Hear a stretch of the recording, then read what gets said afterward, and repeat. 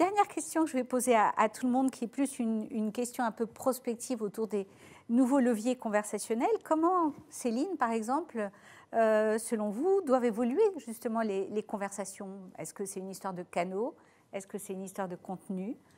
Est-ce que c'est une histoire de data? Mais déjà, ce qu'on voit, c'est que dans le secteur de l'énergie, on va avoir une vraie révolution qui a commencé déjà depuis quelques années avec les outils digitaux, avec les données que les clients, auxquelles nous donnent accès les clients via les compteurs communicants. Et avec tout ça, on va effectivement pouvoir passer d'une expérience qui, il y a encore quelques années, était très transactionnelle. Hein. Je contacte mon fournisseur d'énergie une fois par an pour payer ma facture, à une expérience qui va se construire de manière plus personnalisée, de manière plus récurrente. Et on va pouvoir créer un vrai lien avec nos clients et on va pouvoir répondre finalement à leurs attentes, à la fois de proximité, leurs attentes aussi de préservation de l'environnement, et puis une attente aussi effectivement émotionnelle, parce que l'énergie, parfois, ça véhicule des émotions pas toujours très positives. Notamment, on a tous peur de la mauvaise surprise de la facture d'énergie. Et grâce à ces données, grâce à ce contact personnalisé autour du suivi de consommation, déjà depuis quelques années, on permet à nos clients de suivre leur consommation d'énergie à l'euro près quand ils ont un compteur communicant. Ils peuvent même le demander à la suivre à la journée près. On leur propose de manière proactive des bilans de consommation. Et là, dans les prochains mois, on va faire connaître à tous les clients Engie un nouveau service qui s'appelle Mon Alerte et qui va justement leur permettre d'éviter ces mauvaises surprises sur la facture. Le principe, c'est assez simple, c'est de dire, lorsque la consommation d'un client Engie va évoluer fortement par rapport à ce qu'il avait prévu au début de son contrat, alors on établit ce qu'on appelle des mensualités, et bien si cette consommation évolue fortement, eh bien Engie va le prévenir, va l'alerter en lui disant, voilà, il y a un écart fort, qu'est-ce que vous souhaitez faire? Et va permettre au client de reprendre la main, de savoir ce qui se passe sur sa facture d'énergie, d'aller regarder sa consommation, et ensuite de décider, d'être acteur, de dire qu'est-ce qu'il souhaite faire pour réduire sa consommation ou pour tout simplement accepter et modifier son contrat. Et c'est ce cercle finalement très actif, très personnalisé qu'on va pouvoir enclencher désormais avec ce cercle vertueux d'alerte, de programme d'engagement, mon programme pour agir, pour inciter à agir et réduire sa consommation d'énergie. Tout ça, c'est ce cercle vertueux qui est possible désormais et qui nous permet d'interagir via différents points de contact. On va continuer à les enrichir, mais toujours avec cette idée que pour que ça fonctionne, il faut qu'on ait un contact plus fréquent et puis par les points de contact qui conviennent aux clients et qu'on ne va pas leur imposer un contact digital si ce qui les intéresse, c'est un contact avec un conseiller. Et c'est bien toute la richesse de ce mix entre du digital présent 24 heures sur 24, de l'humain qui est là pour personnaliser et pour s'adapter à chaque situation de chacun. Merci.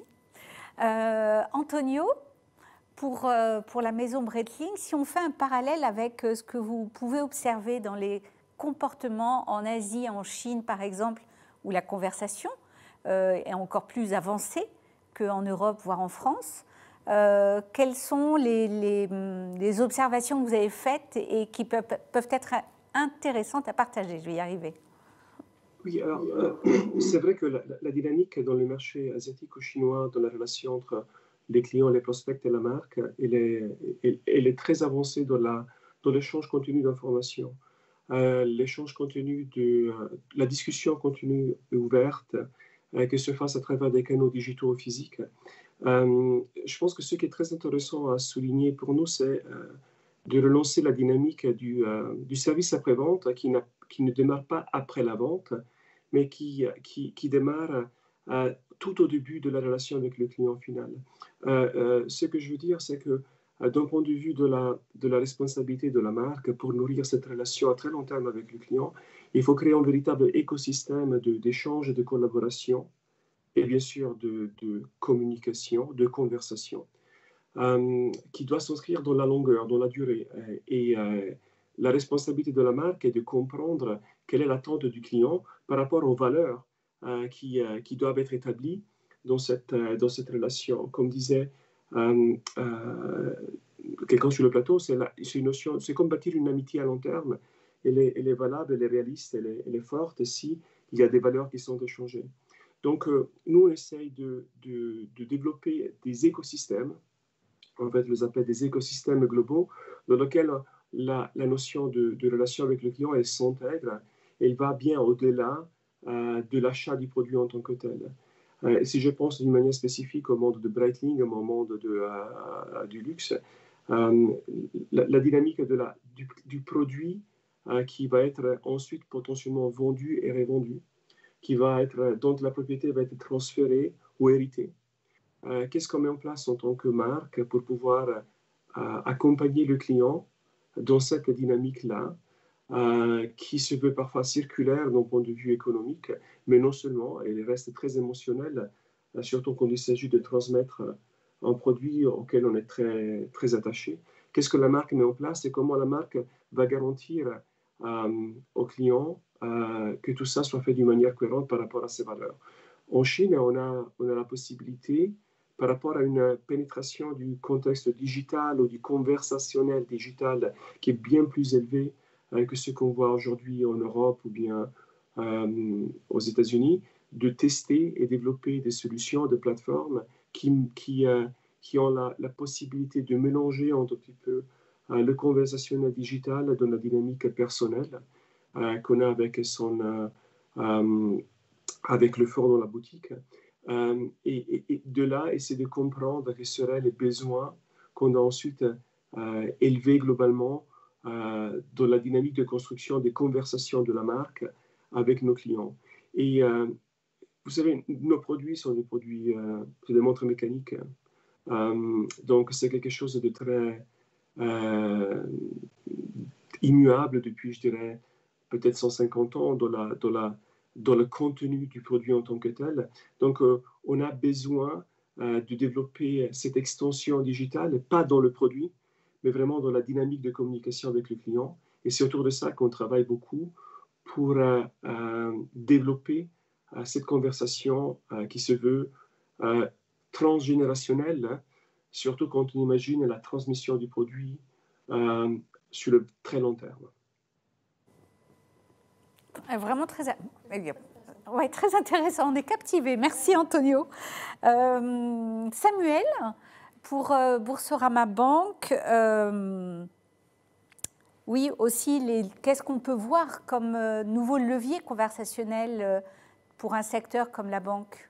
Je pense que dans la banque, très rapidement, dans les axes de développement dans les futurs mois, années, je pense que très clairement, on veut continuer à progresser sur les aspects d'intelligence artificielle dans tout ce qui est communication automatisée. Donc, je disais, essayer de mieux comprendre les intentions encore de nos clients, de mieux les accompagner dans des scénarios finalement qui leur permettent d'avoir la réponse qu'ils souhaitent très rapidement, ou de les orienter vers des produits ou des offres qui pourraient leur correspondre et qui seraient intéressantes pour eux. Ça, c'est vraiment un axe fort.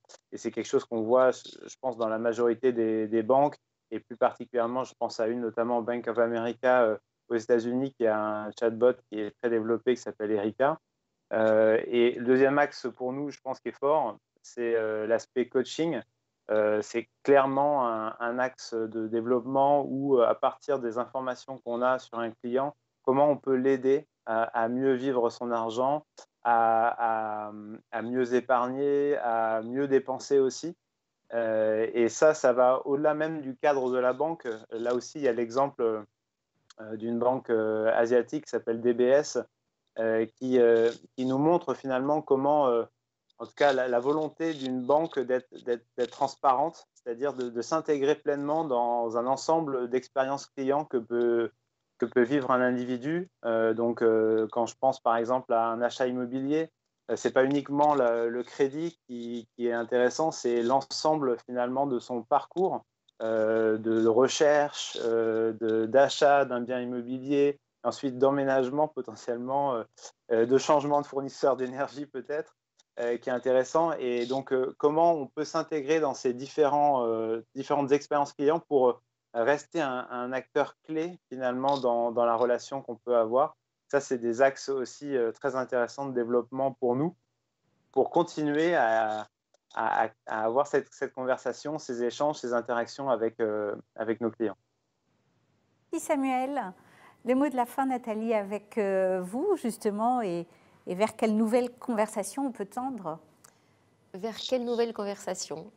Sans doute vers le fait d'oser faire de tous les collaborateurs des des éléments de la conversation. Je crois qu'il faut qu'on se dise que, et on peut, que ce n'est pas seulement l'apanage du marketing, de la communication ou des gens de l'expérience client, c'est l'apanage de tous et c'est une aventure collective, l'intelligence conversationnelle vis-à-vis de nos clients. Je vais juste vous donner un petit exemple. Nous, on a réalisé récemment que nos clients qui venaient de faire face à un réparateur, à certains réparateurs, consommaient beaucoup plus après. On aurait pu penser que c'était un moment difficile, ce moment où on vient chez nous réparer, mais parce que nous, quand on répare, on prête une machine gratuitement, on la répare et on la ramène. Ce moment d'échange humain, dans un moment qui semble difficile, en fait, c'est un moment d'intelligence conversationnelle extrême. Et re-regarder l'entreprise en se disant où sont les lieux de conversation inattendus, ça, c'est un scénario de demain pour moi. Tout autant que les scénarios de demain auxquels, évidemment, on a tous envie de faire attention, qui sont les scénarios avec les nouveaux outils digitaux, etc. Mais reconsidérer l'ensemble des possibles d'une entreprise et reconsidérer l'ensemble des techniques, ça me paraît tout aussi important l'un que l'autre. L'alliance du digital et de l'humain, et c'est ça qui est beau dans nos métiers et qui, je pense, va faire que l'intelligence conversationnelle va être un sujet pour des années et des années encore. Tout à fait. Merci en tout cas. Merci à tous les quatre. Merci à tous et j'espère vous retrouver très bientôt à 4 sur le plateau. À bientôt. Merci. Merci, Naja. Merci.